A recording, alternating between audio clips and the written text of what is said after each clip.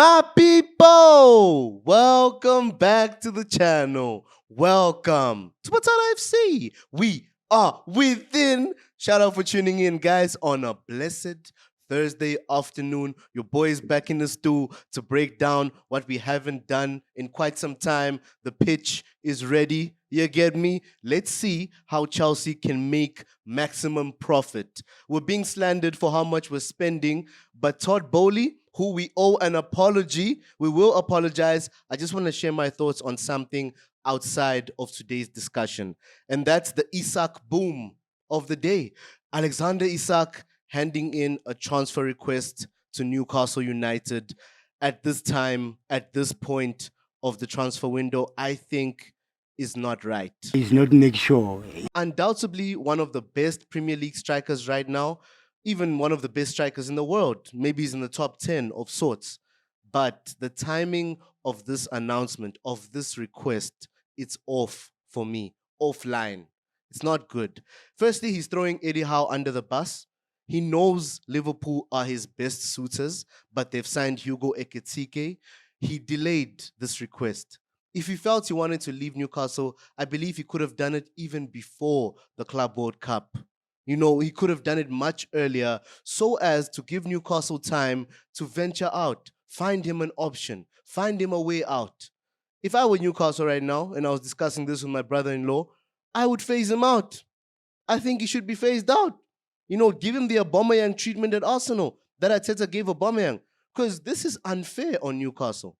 He's the striker that was vital, crucial in them winning the Carabao Cup, first trophy in 50, 70 years. I don't know which one it is, but it was a long time, over a jubilee.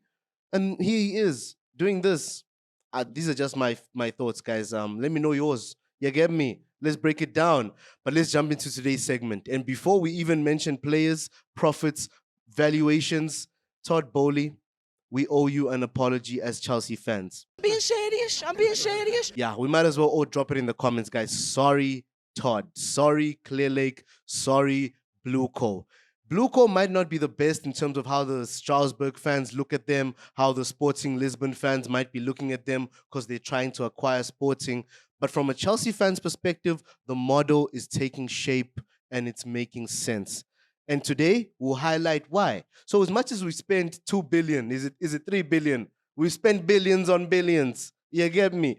But we still have enough to keep the FSG. Is it the not PSG, ASR, FSR? Yeah, all those things, keeping them in check is actually crucial. And Todd Boehly and his compatriots have done so. So let's go from back to front. Goalkeeper all the way to striker, guys. And some deals are already confirmed. The players have moved on. And then the others are definitely likely to depart Chelsea. And we'll also mention the values. And at the end, we'll mention the summation of how much Chelsea could make in this current transfer window. You get me? So firstly, Petrovic.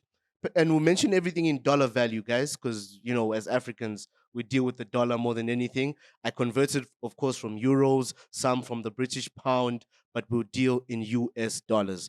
So Petrovic went to Bournemouth for 33 million. Won't really speak much on every player. I could maybe highlight a few points, but, you know, Petrovic, we wanted him as Chelsea fans. He's at Bournemouth. 33 million for a player we got for about 15 million, if not less, from, is it Chicago Fire from America? So that's a good deal. You know, it's double the profit, if anything. And then Bashir Humphreys, who joined Burnley for 14 million. It's 16 million in US. So the summation there already, we're leaning towards 50 million. You get me? That's Chelsea for you. Bashir Humphreys from Chelsea's academy. I really thought he could make it at Chelsea, but there's an influx of defenders at Chelsea, and he never had a chance, if anything. Alongside him, I'm placing Renato Vega on the left side of the defense. We bought Vega from Basel for 14 million. 1-4, and we're valuing him at 40 million, with Atletico Madrid looking keen to sign the player. So Vega also, I liked him. I thought he could have a chance and actually be at Chelsea for longer. Only 21 years old, but he's going to leave Chelsea. He's out of the plans. On the left side of that defense, I'm placing Ben Chilwell, whose value has dropped drastically. Champions League winner with Chelsea, of course. When we signed him, his valuation was around 63 million. But as of the current day, I think we won't get more than 20 million out of Chilwell. But as per valuation and conversion, it's 17 million US. And that's really low. But I mean, he is towards 30, latter years of being the best winger or the best wing back that he could be. You get me? And then on the right side of the defense, I'm going with someone who's played the position, but he's sort of out of position in this lineup, and that's Axel Disasi, whose value has also dropped. We signed him for around 40 million from Monaco. He's now valued at 25 million US. Still okay, I guess, for Chelsea fans, it's not a train smash, even for the board, but we need to find him a suitor. There was a Saudi club interested for a couple of hours and then they disappeared. So, Disasi, on certain days, the disaster, Disasi, you get me? In the holding role, DM role, I'm placing a player that I really wanted to make it at Chelsea. Nicknamed Big Leslie Ugochukwu, who's valued at 29 million. I believe we signed him for 40 million from Rennes. But yeah, 29 million in US. He played at Southampton on loan. I don't know if he's at Chelsea now or they extended the loan. I don't know how it's working out. But yeah, Ugo Chuks is not going to make it. Another Chuks, Chukwemeka, currently at Dortmund. They wanted to extend his loan, but he's looking likely to be part of the deal for us to bring in Javi Simmons. We're likely to sell him to RB Leipzig, and his valuation is 21 million US. Makes sense. He hasn't played a full season. He's had injury on injury, since he came to Chelsea, especially. So I understand that. Chukwemeka, still a bright spark, 21 years old, still could go on to have an amazing career. And I think Germany is the perfect stepping stone for Carney. You get me? Christopher Nkunku, value drop as well. Nkunku never shined at Chelsea, signed him for around 60, closer to 70 million with add-ons. But currently, we're trying to get at least 41 million out of Nkunku. So that's good money, I would say, for a player that hasn't really shown his best at Chelsea. Injured throughout the first season under Poch, and then under Maresca last season, he didn't really get a chance, if we're being honest. So Christopher, 41 million, that's good money. I would even count that as profit because it could be worse. You get me? And then in the front line, Raheem Sterling on the left. And Sterling, when I checked on Transfer Market, he's valued at 10 million euros, which is around 12 million US. But Chelsea, I think, will inflate the price and try to get at least 20 million US out of Sterling. That's a bar because Sterling is a currency. You get me? So, yes, Sterling, 20 million or so. Let's get him out. Juventus seem keen. So, I hope they actually pounce on the move. And he could shine in Italy. He could revive his career. I would say, Englishmen are leaving England. Rashford, you get me? Bellingham is out there. Trent, let Sterling also join his compatriots out there. You get me?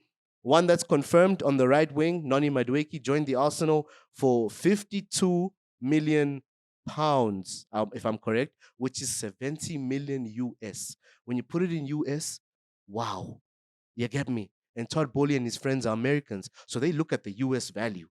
70 million for Noni Madueke. Need we say more? Wow, you get me? In the front line, maybe we should have placed this man as the striker or as the midfielder, then place Nkunku as the striker, but it's fine. Joao Felix as our striker is valued at 25 million.